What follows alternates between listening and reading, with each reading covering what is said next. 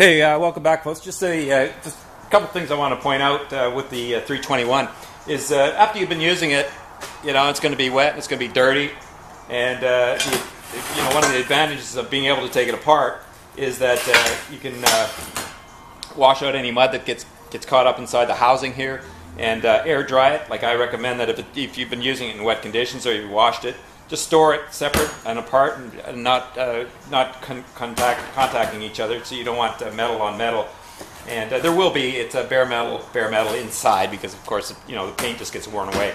So anyway, to assemble the Pullerbear 321, when it's all dry and clean, so you just this can be in the field if you got to change it when you're working with it. But all you do is just pick up pick which hinge you want. We got a 1, 2, and 3 inch, so that'll be this 3-inch setting. Of course, will open up 3 inches and take 3-inch stems down to 0.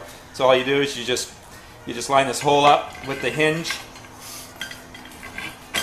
push it through, so the line comes out the other side, and then simple as that linchpin in the hole. Make sure it's got a flat side. You see the flat side of the pin right there. The side's flat. Just make sure that flat side's against the handle, because then you know you got it on right, and then it snaps down in position.